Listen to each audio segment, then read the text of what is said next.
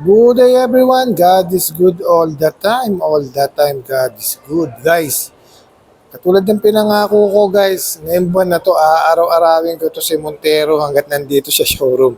Guys, hanggat hindi ako nakakapag-release ng Montero ngayong buwan guys, hindi ko titigilan to. Kaya sana po sa mga makakapanood po ng YouTube channel ko, kung dadaan po sa inyo to guys, sana po guys, mawa po kayo sa akin po kayo kumuha ng Montero. Guys, meron po kaming promo nito. Ito guys, itong nasa harapan natin, tawag sa ganyang kulay is Quartz White Pearl. Ngayon guys, Montero GLX manual to ha. Ang SRP nito guys, 1,568,000. May promo kami ngayon na zero down payment. Tapos, ang monthly mo lang is 32,000. Ngayon guys, yung previous guys, kung anong gusto mong previous, yung uso ngayon, yung Black Series look, guys, ayun ang binibigay kong previous. Kung ano yung binibigay ng mga nagbablog, ganun din naman yung binibigay kong previous. Sinasabayan ko lang din po sila. Ulitin ko lang po based on 20%, zero down siya. Guys, ulitin ko lang po based on 20%. So, ibig sabihin, subject for bank approval.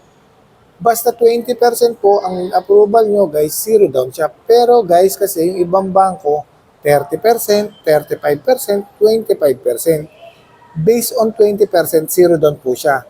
Ulitin ko lang guys, pero kapag 25%, 30%, iba na po yung cash out niya. Pero mababa lang po yung cash out niya. Pero ang monthly nito, based on 20%, is zero down payment, tapos ang monthly niya is 32,000. Ngayon guys tapos may promo din kami guys tuloy yung promo ni Planta pagdating sa ganyang fuel subsidy. Kaso nga lang, ang fuel subsidy niya, hindi na 40, hindi na katulad ng last month na malaki na 20,000, 10,000 na lang. Guys ulitin ko lang fuel subsidy 10,000. Tapos cash out, no down payment, zero down payment, monthly 32,000. Free 1 year comprehensive insurance, free 3 years LTO. Tapos free Black Series look. Ngayon, kung anong gusto niyo ipakabit guys, kung ayaw niyo ng Black Series look, kahit anong accessories pakabit niyo dyan guys, wala pang problema, napakadali ko lang po kausap. Yun lang po, hinihiling ko lang po sa inyo, sa mga nagbabalak ng bumili ng Montero, sana po sakit po kayo kumuha ng Montero. Ayun guys guys, ikutan na natin. Guys, malalaman mo na kapag GLX siya, unahin lang natin siyempre, kasi guys, si GLS saka si GLX, parehas lang sila guys. Same sila ng transmission, nagkakatalo lang sila guys dito. Unahin ko guys sa ilaw. Guys, si GLS kasi naka-LED. Ito kasi guys, halogen lang siya. So, sa ilaw pa lang malalaman naman na guys ang ilaw kasi ni GLS is puti.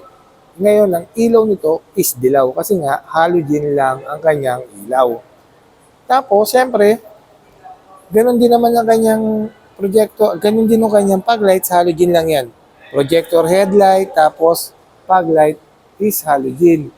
Tapos, syempre, sa kanyang front grille design, dito guys wala siyang illuminating light. Ito guys hindi yan illuminating light. Si GLS kasi, merong illuminating light, tapos, pagdating sa kanyang bumper, wala siyang front grille, wala siyang 360, o tinatawag natin na multi-around camera. Yan. Yun yung difference nila ni GLS. Pero guys ang monthly naman ni GLS is 39,000 monthly. Eto guys, magkano lang ang monthly nito guys? 32,000 monthly lang. Tapos guys pagdating sa kanyang side profile guys, side profile pareha sila ni GLS Yan. Naka silver alloy na 19 inches. I mean 18 inches. Yan para sila guys Ang sukat ng gulong guys is 265 by 60, 18 inches na silver alloy yan. Tapos siyempre disc brake sa harap, disc brake din yung likuran yan. Ayan guys tapos siyempre equipped with the LED turning signal light. Tapos yan guys meron din siyang step board yan. Para sila ni GLS guys, step board. Pagdating ng dito sa kanyang guys dito sa kanyang yung sa kanyang susian guys, si GLS keyless operation system. Yung within 70 centimeters, kahit nasa bulsa mo yung susi o nasa bag mo yung susi, meron push button dito na kulay itim. Kulay itim, katulad nito guys Yan, eto. Yan. Ibig sabihin niya naka-KOS yan. Ito kasi guys, hindi siya naka-KOS, pero keyless entry siya. Ibig sabihin ng keyless entry pa rin, ginagamitan siya ng susi bago tayo pumasok o mag-open. Pipindutin natin yung guys. Yan. Tapos, pagdating dito sa loob guys, ang difference nila ni GLS kasi ito, high fabric seat lang siya. Yan guys ha, seat material, naka high fabric seat lang si GLX. Si GLS kasi naka leather seat, tapos pagdating sa kanyang adjustment, ito manual lang. Si GLS kasi naka power seat. Electronic yung kanyang adjustment. Ayun guys ha. Pagdating naman sa kanyang, pasok tayo guys ha. Yan para mas maganda. Pagdating sa kanyang infotainment system, pares lang din naman sila ni GLS. Actually hindi, si GLS 8 yung ganito. Ito kasi parang 7 lang to eh. Parang mas malaki ng konti si GLS. Pares lang sila guys na single zone auto climate control. Tapos syempre guys, si manual kasi guys ha, ano siya guys, hindi pa siya naka-electronic parking brake. Yan, yung conventional, yung lever type, katulad lang dati. 6-speed manual yan guys ha. 6-speed manual. Si GLS kasi automatic. Tapos, twist key lang to guys ha, twist key. Hindi siya naka-push start. Yan guys ha. Tapos, sa steering wheel, syempre, parehas naman sila. Tilt and telescopic adjustment yan guys ha. Yan, tilt and telescopic adjustment. Forward, backward, up, and down. Yan, guys ha. Kung ano yung preferred mo, paano ka mag-drive. Tapos, siyempre, dito sa kaliwa, ito yung audio control. Yan. Ito naman, guys, ayan yung sa multi-information display na control, all tinatawag natin na instrument panel, ayan yung controls.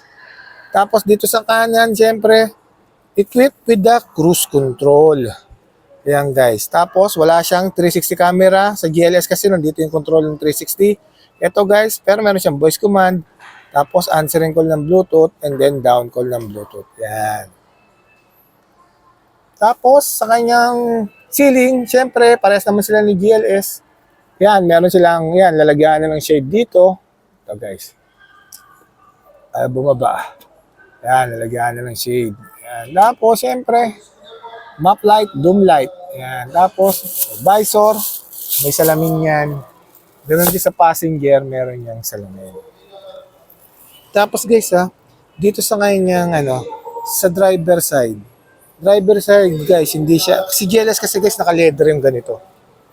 Yung ganito naka-leather, ito kasi plastic lang.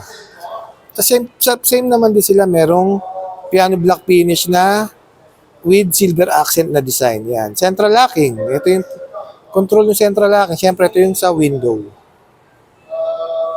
Guys, muna tayo rito sa kanyang second row. Guys, dito sa second row, pakita ko lang difference nila ni GLS. Kaya siyempre, dito sa second row, merong seat belt. Meron ding ISOFIX. Tapos, siyempre guys, pakita ko yung difference nila ni GLS. Guys, dito kasi, si GLS guys, eto kasi guys, wala rito yung charging area. Si GLS guys, meron dyan na charging area na 150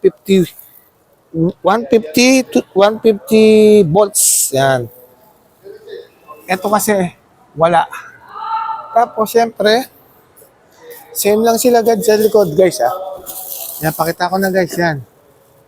Yan yung likod ni Montero GLX. Yan guys Merong seat belt, meron ding cup holder, meron ding charging port. O tinatawag natin na charging area. Ayan guys, charging area din yan. Tapos fuel tank capacity, 68 liters fuel tank capacity. Tapos guys, sa likod, syempre, guys, ayan, meron siyang LED na third brake light o high mount stop lamp. Tapos syempre, combination yung kanyang tailgate o tail light ng halogen and LED. Tapos, syempre, meron siyang reverse camera. Ayan. Tapos, meron 4-eye sensor dito sa likuran. Yan guys ulitin ko lang po. Ang SRP ng GLX manual is 1,568,000. Tapos, ang monthly nito guys is 32,000. Tapos may promo kami na walang down payment. Inclusive na rin yung 1-year comprehensive insurance, 3 years LTO, and then shuttle mortgage. Guys, nandiyan sa taas yung contact name ko with my contact number. Just feel free to inquire. Madali lang po ako kausap. PM or call lang po kayo sa akin. Once again, this is Winfred D. Puspus ang laging nagsasabi anumang hirap ang pagdaanan natin dito sa mundo, mananatiling mabuti ang Diyos. Maraming salamat po. God bless everyone. Thank you po.